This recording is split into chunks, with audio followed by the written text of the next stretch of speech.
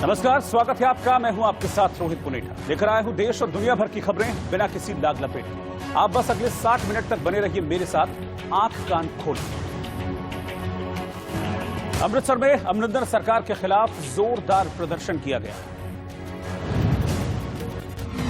अमृतसर में आम आदमी पार्टी के कार्यकर्ताओं ने अमरिंदर सिंह सरकार के खिलाफ जोरदार प्रदर्शन किया। पार्टी ने पंजाब में अनुसूचित जाति जनजाति के बच्चों को वजीफा देने के मामले में गड़बड़ियों के गंभीर आरोप लगाए और जिम्मेदार लोगों को जेल भेजने की मांग की। पार्टी ने सरकार का पुतला फूंककर विरोध जाहिर किया।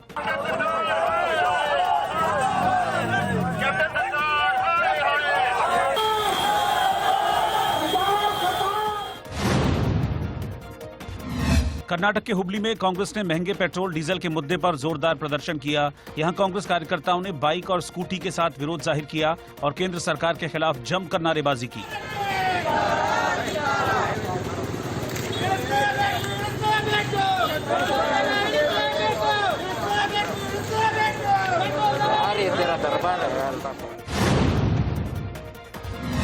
उत्तर प्रदेश में सुल्तानपुर के कादीपुर इलाके में पंचायत उपचुनाव के दौरान बवाल हो गया। फर्जी वोट डालने के मामले में एक पक्ष के लोगों ने पुलिस पर पथराव कर दिया और पुलिस की जीप भी तोड़ दी।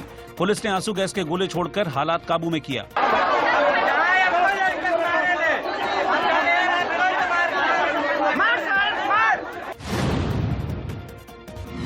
उत्तर प्रदेश में बागपत के छपरौली इलाके में दो बदमाश लड़कों ने एक लड़के की जमकर पिटाई कर दी। दबंगों ने लड़के को मुर्गा बनाया, डंडे से पिटाई की और उसे उठाकर पटक दिया। साथ ही गोली मारने की धमकी भी दी। पुलिस ने एक आरोपी को गिरफ्तार कर लिया है। कितना पहलवान छोटी सी चली कौन है? नहीं लाओ रघुला लाओ उठा दो ढेसी पर ला तोड़ कर। राजस्थान में जयपुर के चोमू में एक टोल प्लाजा पर टोल कर्मियों की गुंडागर्दी देखने को मिली है। यहां टोल कर्मियों ने एक रिकवरी वैन के ड्राइवर के साथ जमकर मारपीट की और उसे अधमरा कर दिया।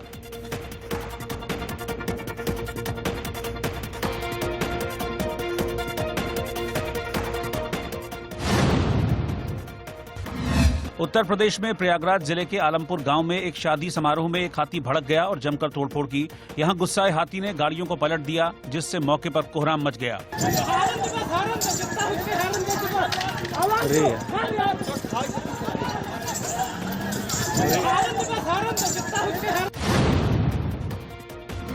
चेन्नई के कासीमेडू मछली बाजार में खरीदारी के लिए लोगों की भारी भीड़ जमा हो गई। यहां लोगों ने सोशल डिस्टेंसिंग और कोविड प्रोटोकॉल की जमकर धज्जियां उड़ाई।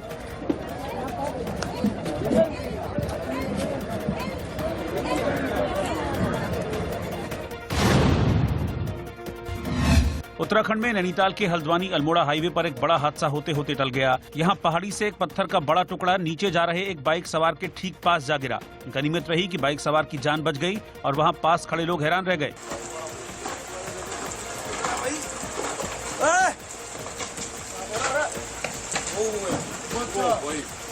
भाई बच्चा है वो बस।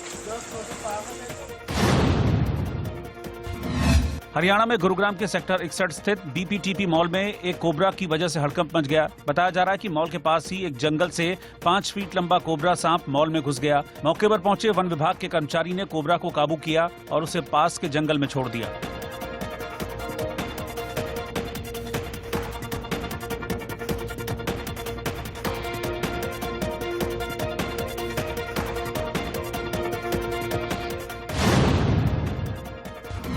महाराष्ट्र में नासिक के भूसे गांव में एक तेंदुए ने घर के बाहर सो रहे पालतू कुत्ते को अपना शिकार बना लिया। तेंदुआ दबे पांव आया और कुत्ते को उठाकर ले गया।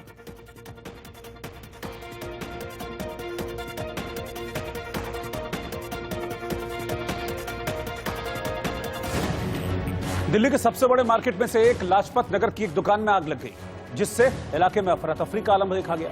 आग की खबर मिलते ही फायर ब्रिगेड की गाड़ियां राहत और बचाव के काम में जुट गई। बजे लगी आग पर जब काबू नहीं पाया जा सका तो 30 दमकल की गाड़ियां आग बुझाने के लिए बुलानी पड़ी। बताया गया कि कपड़े के शोरूम में लगी भीषण आग ने कई और दुकानों को अपनी चपेट में ले लिया, जिससे दुकानदारों को भारी आर्थिक नुकसान का सामना करना पड़ा। क्योंकि आग की भीषण लपटें देख लोगों में अफरा तफरी मच गई और देखते ही देखते धुआं 1 किलोमीटर दूर तक फैल गया। आग पर काबू पाने के लिए लगातार फायर ब्रिगेड और तमाम सिविल डिफेंस के लोग लगातार कोशिश कर रहे हैं, लेकिन आग पे काबू अभी तक नहीं पाया गया है। तकरीबन कह लें तो 2 घंटे का ज्यादा वक्त हो चुका है, लेकिन अभी भी आग पर पूरी तरह से काबू नहीं पाया गया है। धीरे धीरे यह आग एक दुकान से शुरू हुई और बढ़ते बढ़ते पूरी दुकानों को अपनी चपेट में ले लिया और धीरे धीरे यह आग बढ़ता हुआ नजर भी आ रहा है। लेकिन जो यहाँ के लोग हैं, जो दुकानदार हैं, इनका क्या कुछ कहना है, क्या कुछ साक्ष्य इन्होंने देखा, इनसे बात कर लेते हैं। सर आपका नाम?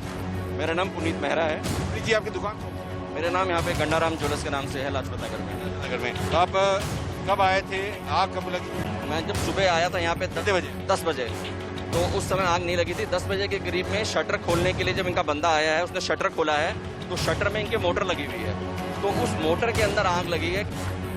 हालांकि आग लगते ही आसपास की दुकानों से लोगों को समय रहते ही बाहर निकाल लिया गया और मशीनों के जरिए आग को बुझाने की कोशिश की गई, लेकिन तेज हवा के कारण आग बुझाने में मुश्किलों का सामना करना पड़ रहा था। इस समय हम लाजपत नगर के बैक साइड की तरफ हैं, जहाँ पे आप देखेंगे कि यहाँ पर भी लगातार फायर ब्रिगेड की टीम आग बुझाने की कोशिश कर रही है।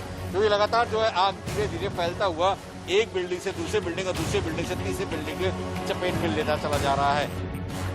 फिलहाल आग लगने के कारणों का ठीक से पता नहीं चल सका है, लेकिन आशंका जाहिर की जा रही है कि इसके पीछे शॉर्ट सर्किट वजह हो सकती है।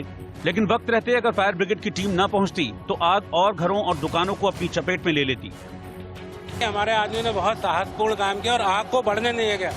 जो इनिशियल कॉल मिली थी कि 4 दुकानों में आग थी, 5 बजे धुआं निकल रहा है, आग उसी में कन्फाइन कर ली गई। पीछे एक पतली सी गली थी, हमने सबसे पहले वहां से अटैक किया जिससे घर पीछे के घरों में ना पहुंचे।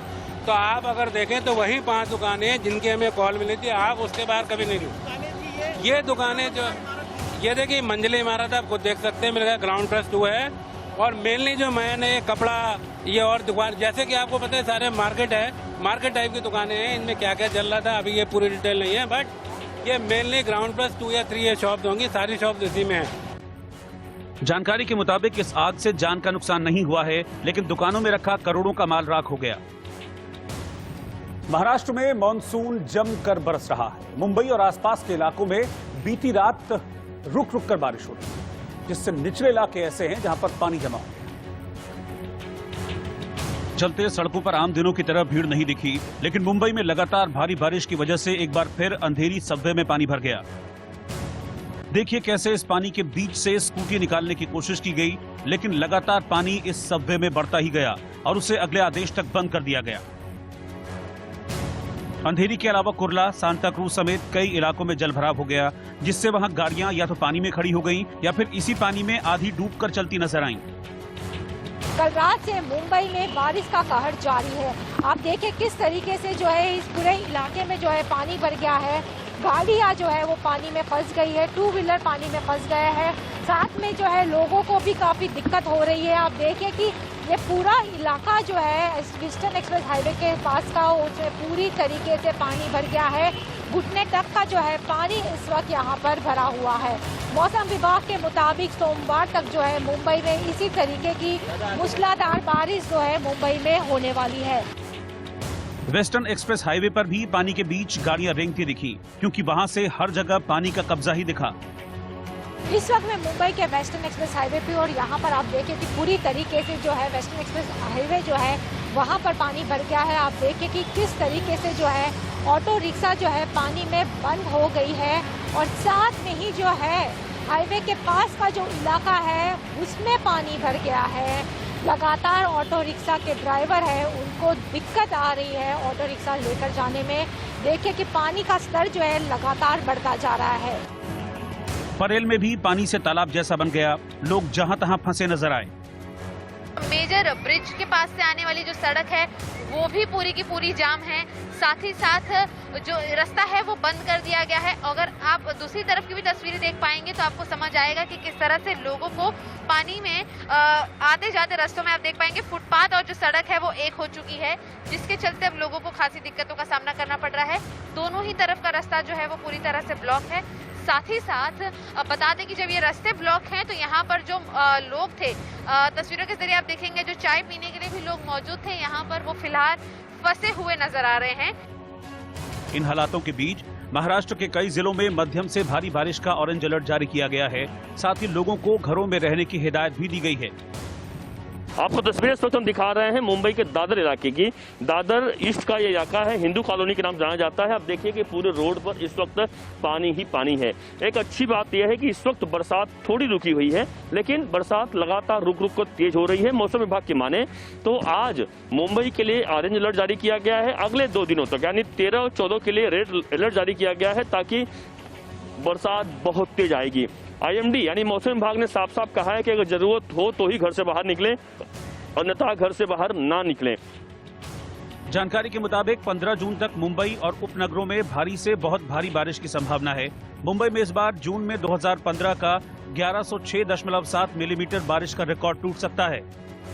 फिलहाल हम खड़े हैं मुंबई के मरीन ड्राइव इलाके में, जहां की तस्वीरें आप साफ देख पाएंगे कि किस तरह से हाई टाइड की स्थिति है और पानी के स्तर कितना ज्यादा बढ़ा हुआ है। फिलहाल आपको मैं बता दूं कि आप देख पाएंगे कि किस तरह से समुद्री स्तर जो है वो बढ़ चुका है। तरफ जो है मुंबई पुलिस के कर्मचारी जो हैं वो लगातार राउंड अप पे हैं, जिससे कि जो लोग हैं वो जो यहाँ पर आ रहे हैं, गाड़ियां लगाकर साइड में खड़े हैं, उन्हें मना किया जा सके। पेट्रोलिंग सुचारू रूप से यहाँ सुबह से ही शुरू है। साधारण लोगों को साफ हिदायत है कि मुंबई के किसी भी समुद्री तट इलाके पर ना जाएं, जरूरत होने पर ही खुद बाहर निकलें या गाड़ियों को लेकर बाहर निकलें। हनीप्रीत के पूर्व पति और ससुर को धमकी दी गई। हरियाणा में हनीप्रीत के पूर्व पति विश्वास गुप्ता और ससुर एमपी गुप्ता को धमकी भरे फोन कॉल मामले में कुछ नया खुलासा हुआ है। ये फोन कॉल विश्वास गुप्ता के रिश्तेदार ने जमीन के एक विवाद में करवाया था, लेकिन पहले इसमें राम रहीम और हनीप्रीत का नाम लिया गया था। देश में कोरोना की दूसरी लहर में 719 डॉक्टरों की मौत हो गई। इनमें सबसे ज्यादा मौत बिहार और दिल्ली में हुई है। इसके बाद उत्तर प्रदेश और पश्चिम बंगाल में जान गई है। दिल्ली के मुख्यमंत्री अरविंद केजरीवाल ने राजधानी के 9 अस्पतालों में ऑक्सीजन प्लांट का ऑनलाइन उद्घाटन किया। इस मौके पर उन्होंने कहा कि तीसरी लहर की संभावना वास्तविक है। इसके लिए दिल्ली सरकार तीसरी लहर की तैयारी युद्ध स्तर पर कर रही है। मुंबई में महिला कांस्टेबल रेहाना शेख गरीब बच्चों के बीच पहुंचकर उनके बीच मास्क बांट रही हैं। साथ ही उन्हें साफ सुथरा रहने और सोशल डिस्टेंसिंग सिखा रही हैं। भारतीय क्रिकेट टीम श्रीलंका दौरे पर जाने से पहले 14 दिन क्वारंटीन रहेगी। आइसोलेशन का काम सोमवार से शुरू होगा। शिखर धवन की कप्तानी वाली टीम इंडिया 28 जून को श्रीलंका के दौरे पर जाएगी। उत्तर प्रदेश के जालौन के रामपुरा थाना इलाके में चुनावी रंजिश में दबंगों ने घर की संपत्ति को नुकसान पहुंचाया। जब उन्हें रोकने की कोशिश की गई तो मौके पर मारपीट शुरू हो गई, जिससे हंगामा हो गया।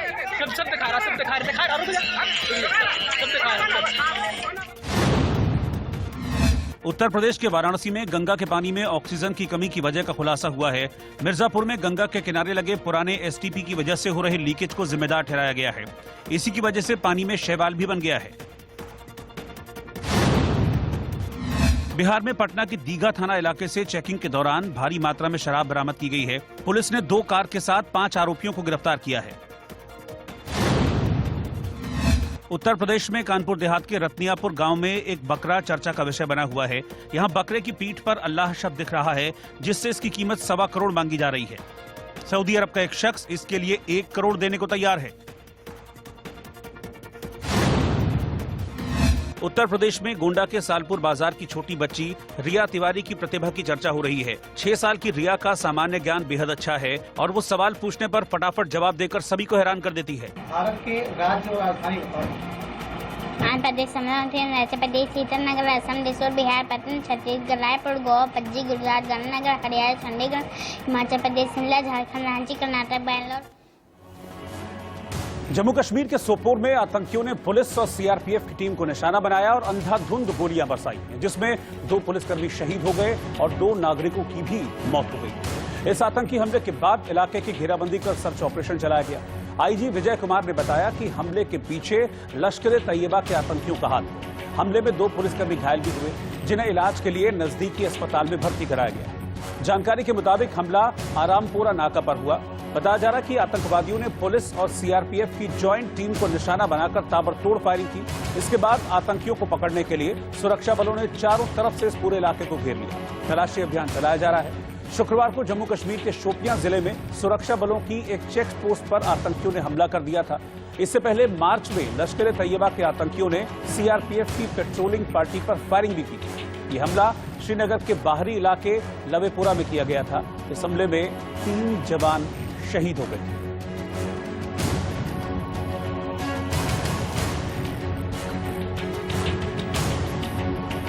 और पेट्रोल के बाद अब डीजल की कीमत 100 रुपए प्रति लीटर को पार कर गई है। दरअसल तेल मार्केटिंग कंपनियों ने पेट्रोल और डीजल के दाम एक बार फिर से बढ़ा दिए, जिसके बाद राजस्थान के श्रीगंगानगर में डीजल 100 रुपए 5 पैसे प्रति लीटर की दर से बिक रहा है। श्रीगंगानगर में पेट्रोल की कीमत 107 रुपए प्रति लीटर पहुंच गई। मध्य प्रदेश के अनूपपुर में पेट्रोल 106 रुपए 87 पैसे लीटर मिल रहा है। यहां पर डीजल का रेट 98 रुपए, जबकि इंदौर में पेट्रोल 104 रुपए 36 पैसे है, जबकि यहां पर डीजल 95 रुपए 69 पैसे बिक रहा है। वहीं भोपाल में 104 रुपए 29 पैसे डीजल पेट्रोल का रेट है, जबकि डीजल का रेट यहां पर 95 रुपए 60 पैसे प्रति लीटर है। बढ़ रहे देश में पेट्रोल और डीजल के दामों को लेकर एक बार पूरी तरह से आम आदमी पूरी तरह से त्रस्त है। तो मैं आपको बताना चाहूँगा, आज अगर बात करें तो पूरे देश के अंदर श्रीगंगानगर जिला है वो पूरी तरह से पेट्रोल और डीजल को लेकर सुर्खियों में है।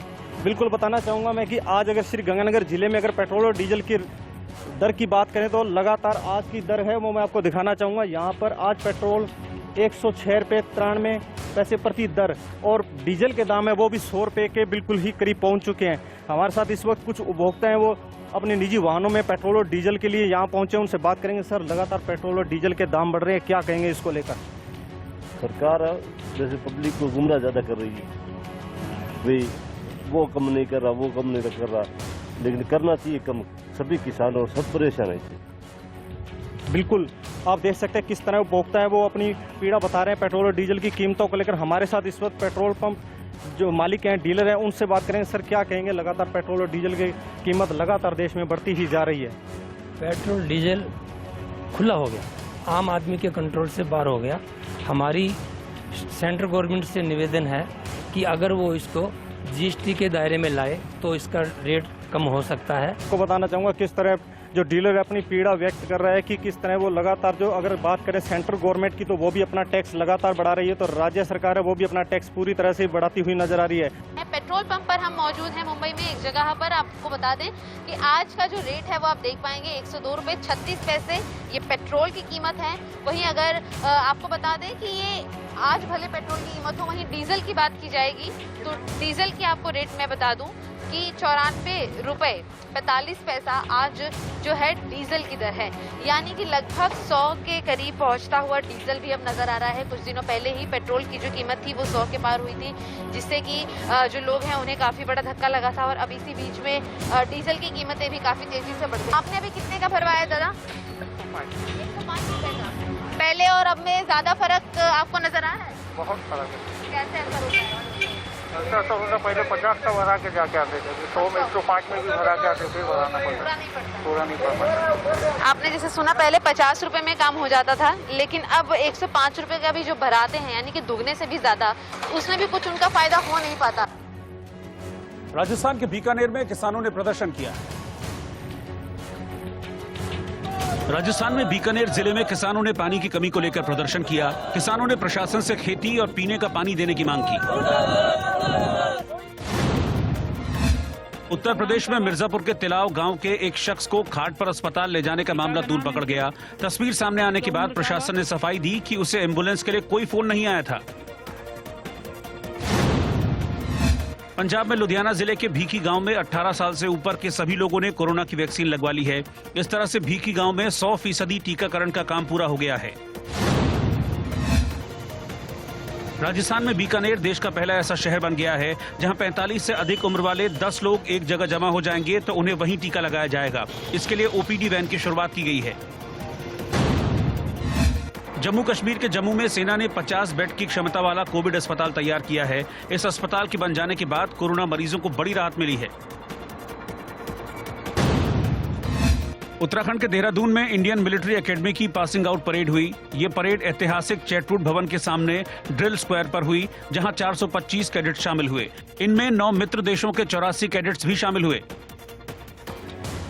और वक्त एक छोटे से ब्रेक का है। ब्रेक के बाद कुछ और खबरें।